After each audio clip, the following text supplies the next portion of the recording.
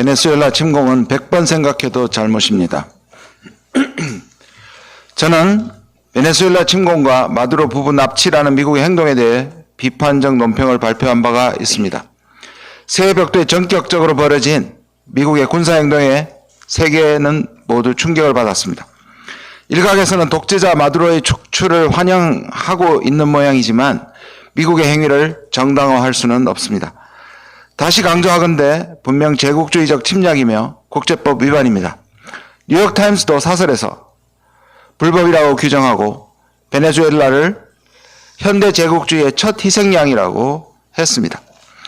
트럼프의 미국은 국제경제 질서에 이어 안보 질서까지 무너뜨리면서 대놓고 자랑하는 지경입니다. 트럼프는 미국이 더는 세계 경찰의 역할을 하지 않겠다고 했지만 그것을 넘어 국제기범을 전적으로 무시하는 깡패 국가가 되었습니다. 로그 스테이트는 미국이 북한이나 이란 등을 규정할 때 사용하던 말이었지만 이제 자신을 향하고 있습니다. 지난 9월 트럼프가 유엔 연설에서 유엔 무용론을 주장했던 것처럼 유엔 헌장을 철저하게 유린했습니다. 유엔의 대원칙은 침략당했을 때의 자위권 발동과 유엔 안보리의 허가를 받았을 경우를 제외하고 전쟁을 일으킬 수 없다는 것입니다. 마두로 정권이 마약 카르텔의 수괴라는 증거도 부족하지만 그렇다고 하더라도 마약 때문에 전쟁한다면 전쟁할 이유는 수만 가지가 될 것입니다. 미국은 이제 러시아의 우크라이나 침공을 비판할 자격이 없어졌고 중국이 대만을 침공해도 할 말이 없어졌습니다. 이번 일로 미국이 열어버린 판도라의 상자는 강대국들이 타국을 침공해도 막을 명분이 없어졌다는 것입니다. 마음에 들지 않는 정권은 무력을 사용해서 교체도 되는 세상이 되었다는 것입니다. 트럼프는 또한 의회를 패싱함으로써 미국의 헌법을 유린했습니다. 전쟁이 아니라 작전이니 의회를 통과할 필요가 없었다고 말하고 의회에 알리면 비밀이 유출될 것이기 때문에 패싱했다고 얘기합니다. 한동훈 씨가 저를 콕 집어 비판했습니다. 이 와중에도 미국을 비판한 것이 마음에 걸렸나 봅니다. 저는 사실 한동훈 씨에 대해서 콕 집어 비판하고 싶지는 않습니다만 그와 비슷한 억지 논리들이 있는 것 같아서 반박하는 친절을 베풀기로 했습니다.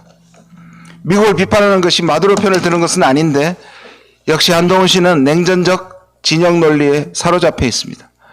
미국을 비판하면 곧 친북이자 친중으로 모는 방식처럼 너무나 구태연하고 나쁜 버릇입니다.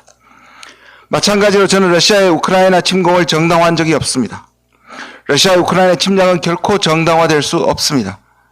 러시아의 우크라이나 다만 당시 현실을 제대로 장악하지 못하고 나토 가입만 주장하다가 침략의 빌미를 준 젤렌스키 정부도 잘한 것이 없다고 말했을 뿐입니다.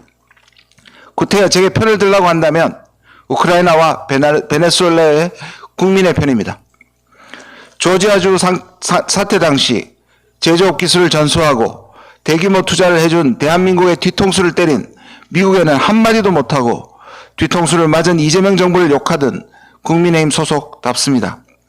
그때도 우리가 감히 어떻게 했길래 트럼프가 저렇게까지 했겠냐는 것이었고 지금도 같은 맥락으로 오죽했으면 미국이 저렇게 했을까라는 논리에 동조하고 있습니다. 당내 극우 세력과 자신을 진정으로 차별하고 싶다면 외교와 역사 공부 더 하셔야 되겠습니다. 이재명 정부에게도 부탁합니다. 대미 관계의 어려움을 고려하더라도 교민 안전대책에 머무르는 입장 발표는 보다는 좀 더 단호한 미국 비판을 하시기를 바랍니다. 미국이 잘못한 것은 잘못한 것입니다. 그리고 주권국가 대한민국은 아무리 동맹이라도 잘못은 지적해야 하는 것입니다. 그래야 세계는 물론이고 미국도 우리를 얕잡아 보지 않습니다.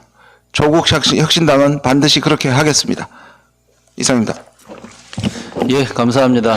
이상으로 조국혁신당 최고위원 2026년 벽두에 온 국민의 관심을 끄는 일이 공천 헌금 의혹입니다.